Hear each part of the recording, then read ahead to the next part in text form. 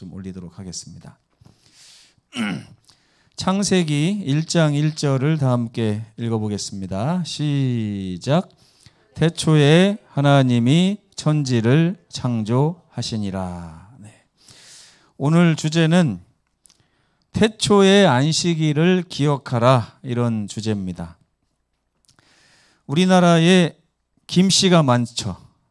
김씨가 아주 많은데 우리나라의 성씨가 이제 본관별로 다 이렇게 나누면 4179개의 성씨가 있답니다. 김씨도 여러 종류가 있잖아요. 그죠? 그래서 4179개 중에서 상위 서열에 있는 이 네 종류의 김씨가 있어요. 1등이 김해 김씨고요. 412만 명이 있답니다. 2등은 밀양박씨 303만 명. 3등은 전주 이씨 261만 명. 4등은 경주 김씨 174만 명. 원래는요, 조선시대에 갑오경장이 이제 1894년인가 있었죠. 갑오경장 전에는 우리 성씨가 없는 사람들이 많았답니다. 근데 그때만 해도 우리나라에 성을 가진 양반들이 조선 중기 때만 해도 한 5% 정도.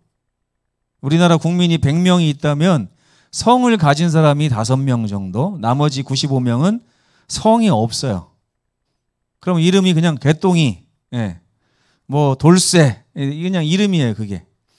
양반만 성을 가질 수 있답니다. 양반만. 그러던 것이 조선 후기에 족보를 막 매매하면서 양반이 70%까지 늘게 됐어요. 70%까지. 그리고 이제 갑오경장 후에는 거의 모든 사람이 성을 갖게 됐는데, 왜 그렇게 이 김해 김씨, 밀양박 씨, 전주이 씨, 경주 김씨가 늘었을까요? 족보를 사고 팔 때 무슨 말을 하고 싶어서 그래요? 우리 조상이 김유신 장군이야.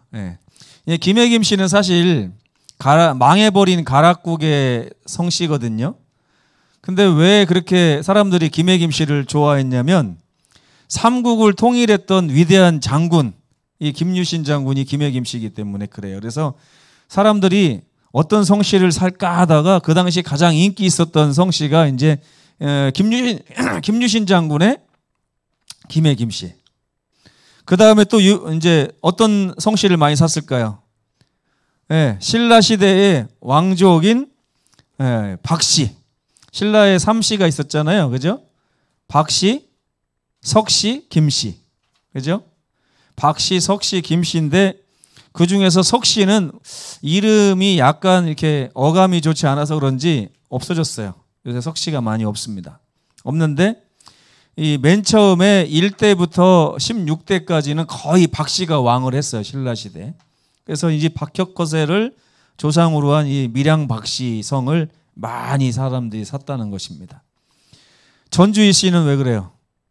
이성계, 태조 이성계의 성씨잖아요. 그죠? 그러니까 전주이 씨도 많이 샀어요. 원래는요, 전주이 씨를 사면 큰일 나죠. 왕의 족보를 산다는 게 말이 돼요? 근데 그 무렵에는 이제 조선 왕조가 망해가고 있던 때라서 족보를 막 살 때 너도 나도 왕이요, 나도 왕이요 하다 보니까 전주이 씨도 많이 샀답니다. 그 다음에 경주 김씨는 신라 내무랑 17대 내무랑부터는 거의 김씨가 다 왕을 했어요. 김씨가. 석씨가 한 6번, 7번 했고 나머지는 한 10번 정도는 박씨가 하고 나머지 30몇 번은 전부 다 김씨가 왕을 했어요. 신라가. 이렇게 자꾸만 족보를 사면서 이 위대한 가문들의 숫자가 늘어난 이유가 뭐예요? 왜 그럴까요? 무슨 말 하려고요? 우리 조상이 누군지 알아? 내가 누구의 후손인지 알아? 이 얘기 하려고 그러는 거예요. 이 얘기 하고 싶어가지고. 족보를 산다고 그게 내 족보가 됩니까? 여러분 천방지축 마골피라고 들어보셨어요? 이게 뭐예요? 쌍놈의 성씨라고 하지만 이거는 이제 유언비어고요. 원래 쌍놈들은 성이 없었어요. 그래가지고 천은 무당, 하늘을 섬긴다 해서 무당들을 천이라고 그랬고요. 방은 뭡니까? 하여튼 뭐 있어요. 그다음에 지는 지관들, 축은 백정들, 마는 말 다루는 사람들, 골은 뼈 만지는 사람들, 피는 가죽 만지는 사람들, 이런 사람들을 그냥 통틀어서 천방지축 마골피라고 했는데, 덕분에 이 천방지축 마골피 성을 가진 사람들이 엄청나게 오해를 많이 받아서 사실은 중국에서 귀화한 엄청 고관들이래요. 이 천방지축 마골피 성씨들이. 근데 어떻게 하다 보니까 천민으로 취급을 많이 받았다 그렇게 하더라고요.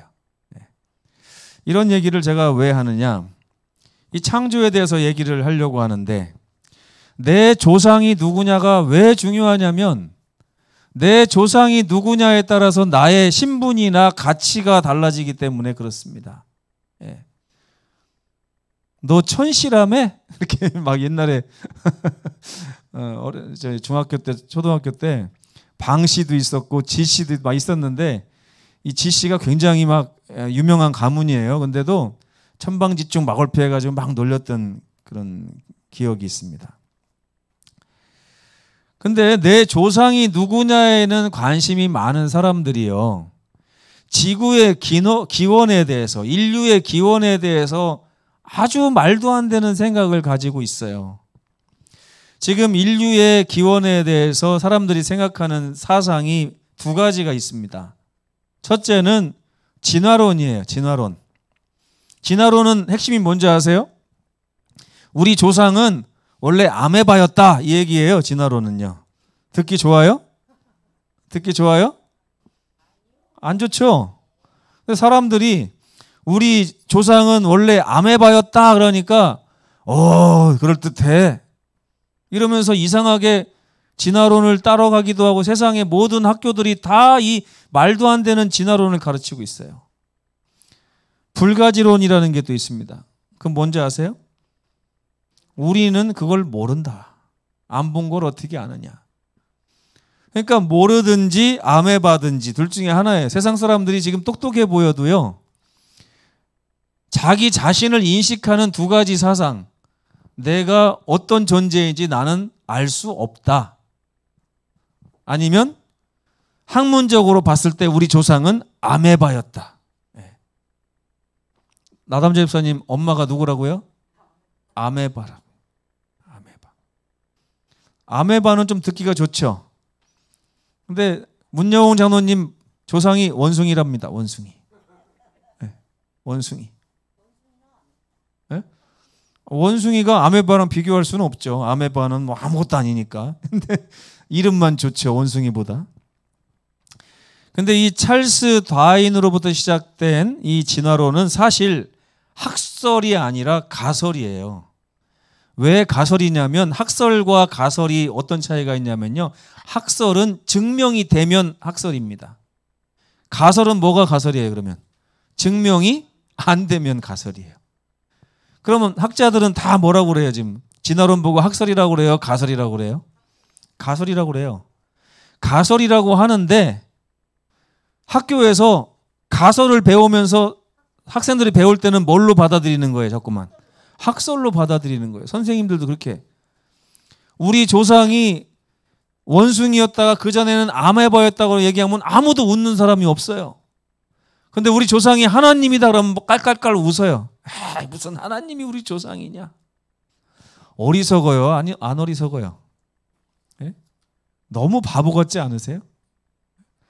우리 조상이 김수로 왕이다, 박혁것의 왕이다 해도 부족할 판에 우리 조상이 그 김수로 왕이 기르던 두꺼비였대. 이러고 싶냐고요. 이러고 싶냐고요. 저는 이제 성경을 모를 때는 그냥 흘러 떠내려 가다가 성경을 알고 나서 세상을 바라보니까 세상이 왜 그렇게 어리석고 무지몽매한지 모르겠어요.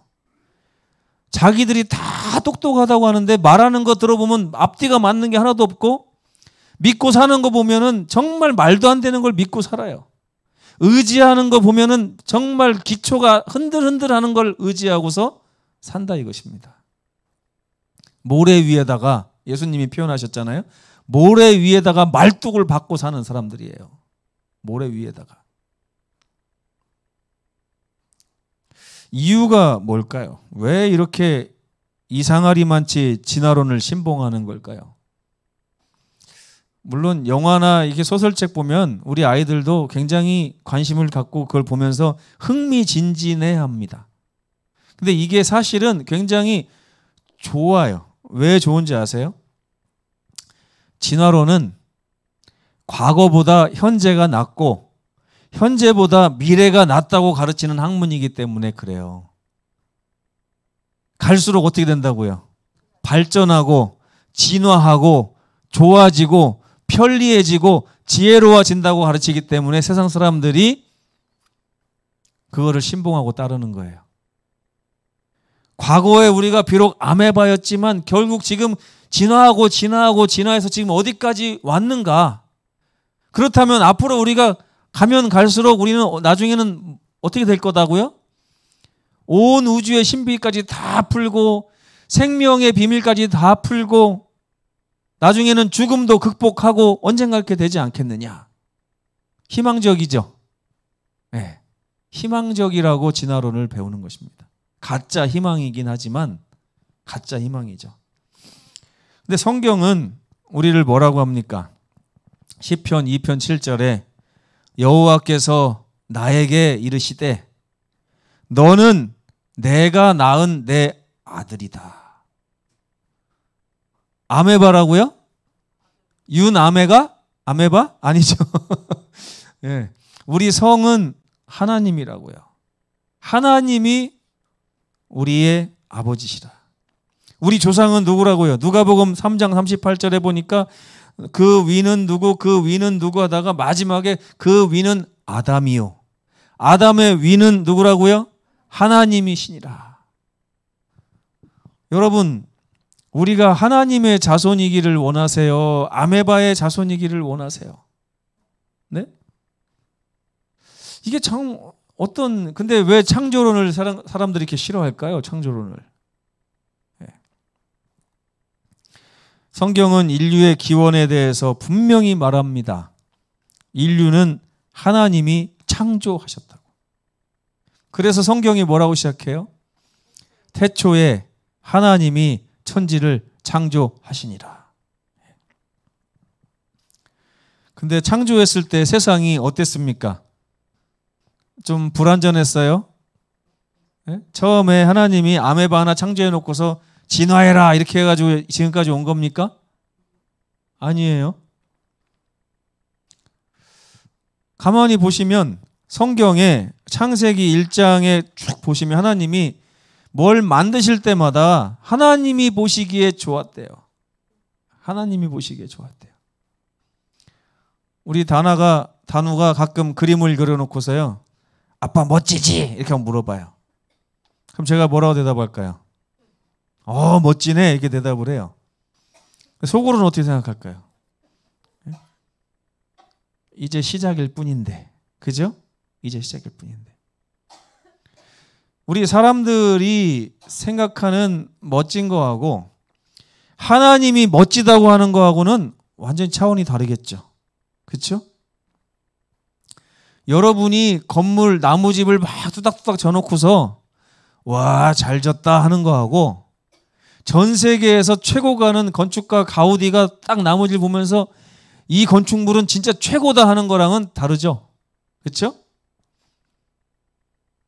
근데 보니까 하나님이 보시기에 좋았다 할 정도로 그 세상은 불완전한 창조물이 아니라 완전한 창조물이었고요. 1장 31절에 보면 사람까지 다 창조한 후에 하나님 뭐라고 하셨냐면 보시기에 심히 좋았더라 이렇게 말씀하셨어요. 그 창조물 중에 중심이 누가 있습니까? 네, 저와 여러분이 있어요. 우리는 아메바가 아닙니다. 우리는 하나님의 작품 중에서도 하나님이 보시기에 아주 심히 좋았다라고 하신 그 작품이에요. 비록 지금 늙고 병들고 쭈그러지고 흰머리가 나고 머리가 다 빠져 없어지고 주름살이 자글자글한다 할지라도 원래 우리가 그런 존재였다. 그 얘기입니다. 원래. 원래. 그러면 보세요. 진화론은요. 열등한 상태에서 우연히 시작된 세상이 차츰차츰 우월한 세상으로 발전해 나간다고 하는 사상을 가르치고 있습니다. 그런데 우리 하나님이 기록하신 성경을 보면 사람은 원래 시작부터가 완벽한 존재였다는 거예요. 이 세상은 시작부터가 완벽하다는 거예요. 그런데 그 완벽한 세상과 완벽한 사람이 지금 뭐로 인해? 죄로 인해 요 모양 요 꼴이 됐다는 거예요. 요 모양 요 꼴이. 성경 기자는 세상이 조금씩 수없이 많은 시간을 거쳐서 여러분 가끔 땅을 파보면요. 땅에서 두 가지를 발견할 수 있어요. 땅 속에서. 하나는 썩어 문드러진 걸 발견할 수 있습니다. 20년, 30년 전에는 썩어 문드러져 있는 거를 멀쩡하던 것이 시간에 따라서 썩어 문드러진 걸 발견할 수 있어요. 땅 속에서. 또 한 가지는요. 20년 전이나 지금이나 변하지 않고 그대로 있는 것도 발견할 수 있습니다. 그렇죠? 썩지 않는 것들이 있어요. 그런데 20년 전에는 아메바였는데 20년 후에 원숭이로 변한 것처럼 좋아진 경우는 한 번도 없어요. 그래요, 안 그래요? 그렇죠? 여러분 지금 앞에 있는 자동차를 갖다 땅속에 지진 나서 묻었어요. 5만 년 후에 보면은 둘 중에 하나예요. 좋은 자동차는 그대로 보존돼 있거나 어떤 자동차는 썩어 없어졌거나. 그런데 자동차가 갑자기 우주선으로 변해 있는 경우가 있을까요? 없어요. 이 세상의 법칙을 보면 썩거나 그대로 있거나 둘 중에 하나입니다. 근데 그대로 있기도 굉장히 힘들어요. 거의 불가능해요. 거의 불가능해요. 철도 언젠가는 썩어서 없어집니다. 다이아몬드도 썩는 시간이 있어요. 더디게 썩을 뿐이죠. 근데 썩지 않고 더 좋아지거나 생기가 돌거나 하는 건 없습니다. 이 세상의 법칙이에요. 그래서 성경 기자는 하나님께서 특별한 목적을 가지고 단번에 완벽하게 창조하신 게 우리의 세상이다. 절대 우연으로 그렇게 된 게 아니라 하나님이 그렇게 만드신 것이다. 라고 얘기를 하고 있는 것입니다. 태초에 창세기 1장이 좋을까요? 지금이 좋을까요? 네? 지금이 더 좋은 건 없나요? 지금이 더 좋은 거. 좀 편리할까요? 네. 편리한 게 더 좋을, 교통이 좀 빨라졌으니까 더 좀 비행기 타고 막 왔다 갔다 하니까 더 좋을까요? 네. 나중에 한번 하늘나라 가보시면 알 겁니다. 하나님께서 비행기가 없어도 사람이 이 땅을 정복하는데 전혀 부족함이 없게 창조하셨을 거라고 저는 생각합니다. 예. 예전에 어떤 유전학자가 그런 말을 했어요. 우리 몸에 텔로미어라는 게 있는데 이 생명 껍질이래. 생명 싹인데 그 생명 싹의 안에 이렇게 유전자를 보면 우리 유전자 DNA 중에서 현재 있는데도 불구하고 못 쓰는 DNA가 있대요. 그게 뭔지 아세요? 중력을 조절하는 DNA가 있답니다. 중력을 조절하는 DNA. 근데 못 쓴대요, 지금. 예. 그런 게 많대요. 하늘을 날 수도 있고. 그죠? 물 속에 들어가서 숨 쉴 수 있는 유전자도 있답니다. 근데 못 쓴대요, 지금. 근데 그런 거를 예전에 조병일 박사님이 연구해가지고 막 설교를 하신 적이 있었어요. 우리가 지금 사용하지 못하는 유전자를 하나님께서 나중에 여시면 우리가 공중으로 올라가서 하나님과 만나게 된다. 네. 그러니까 태초에 하나님이 창조하신 아담과 하와 모습이 어떤지는 상상할 수밖에 없어요. 그죠? 네. 중요한 것은 하나님이 창조한 그때가 완벽했다는 거예요. 사람도 완벽했고 세상도 완벽했고 우리는 지금 타락한 상태라는 것이죠. 그래서 오늘 교과는 이 안식일에 대해서 얘기합니다. 하나님께서 태초에 엿새 동안 완벽하게 창조하신 후에 안식하셨어요. 안식하면서 기억하라고 했습니다. 기억하라. 출애굽기 20장 8절에 보면 안식일을 기억하여 거룩히 지키라고 그랬어요. 우리가 기억해야 될 첫 번째 안식일은 바로 창조의 안식일입니다. 그 완전한 날, 아담과 하와가 태어나자마자 가장 먼저 배운 게 뭘까요? 안식이에요. 쉼입니다. 그들은 태어나자마자 하나님이 만드신 모든 것을 공짜로 선물로 받았어요. 그리고 하나님이 쉬실 때 같이 쉬셨습니다. 그들은 하나님이 주신 은혜를 누리는 것부터 시작을 했다는 거예요. 여러분, 이 태초의 안식일을 기억한다는 얘기는 뭘까요?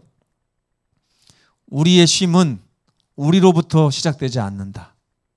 하나님이 주신 것 가지고 우리가 쉬는 것이다.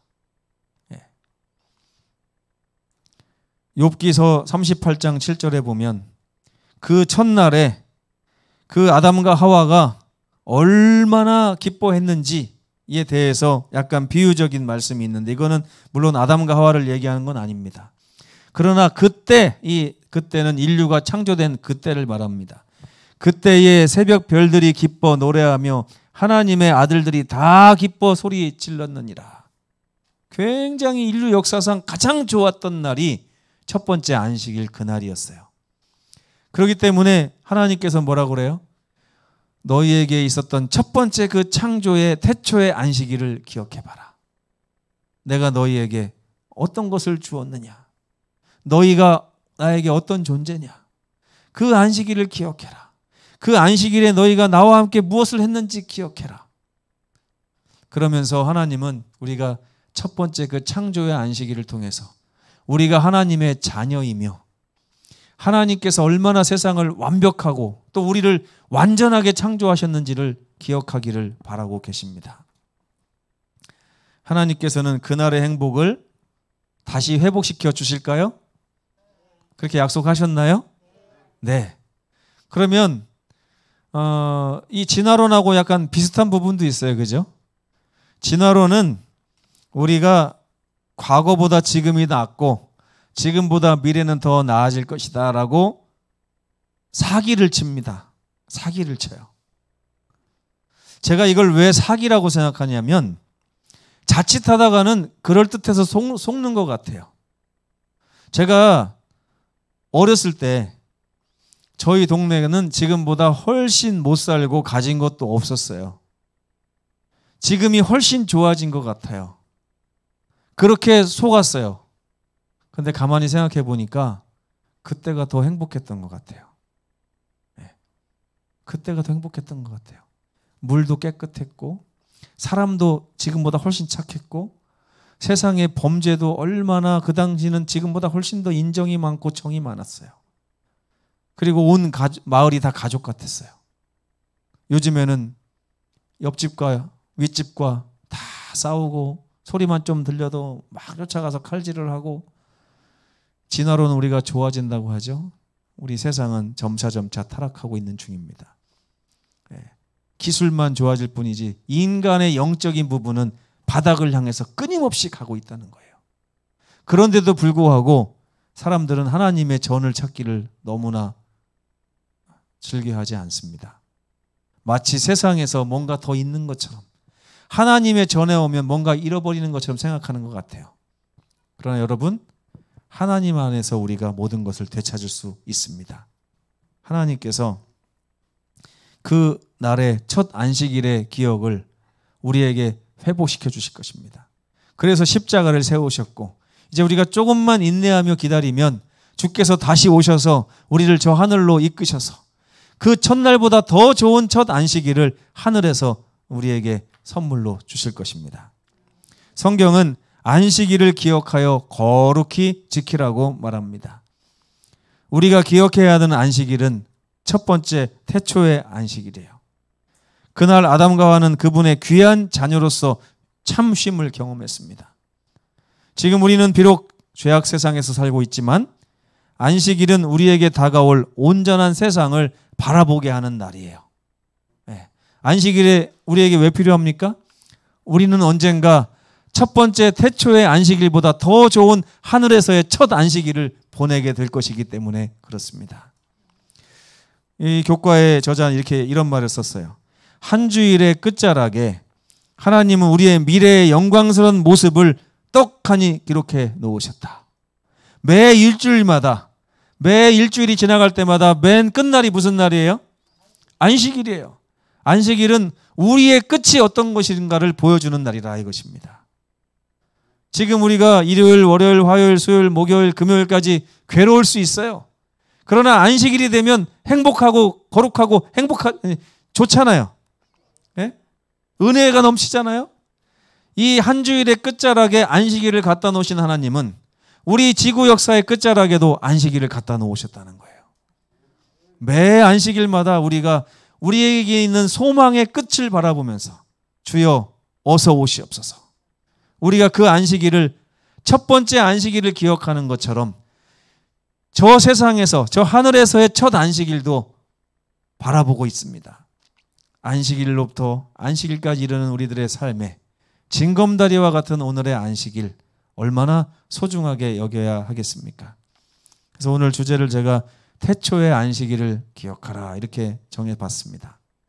태초의 안식일과 다가올 안식일을 소망 가운데 바라보시는 우리 모든 성도들 되시기를 간절히 바라면서 말씀을 마치겠습니다. 기도하시겠습니다. 고마우신 우리 아버지 하나님, 하늘 성소에서 우리를 위해 중보하시는 예수님의 모습으로부터 이제는 태초에 이 세상을 만드시는 우리 주님의 모습으로 우리의 시선을 옮기심을 감사합니다. 정말 이 세상은 말도 안 되는 가설을 마치 진리인 것처럼 쫓고 있지만 성경은 분명히 말합니다. 너희는 아메바나 원숭이가 아니라 사랑하는 나의 아들이라 하고 말씀하시면서 우리가 우리 자신에 대해서 얼마나 우리 자신을 소중하게 여기고 우리 자신에 대해서 긍지를 가져야 되는지를 말씀해 주셨습니다. 비록 현재의 모습을 봐서는 정말 아메바 자손인 것 같기도 하고 원숭이 자손인 것 같기도 합니다. 그러나 죄가 우리를 그렇게 만든 것입니다. 우리 주님께서 오늘 우리에게 명령하시기를 태초의 안식일을 기억해 봐라. 얼마나 완전하고 고결한 존재로 내가 너희를 창조하였느냐. 너희를 이제 영원한 낙원의 첫 안식일로 초청하니 그날을 바라보며 소망 가운데 인내로서 우리 주님을 기다려라 하고 말씀하십니다. 이 거룩한 주님의 첫 안식일과 새 하늘과 새 땅에서의 첫 안식일을 우리가 잊지 않고 기억하며 날마다 주만 바라보고 나아갈 수 있게 도와주시옵소서.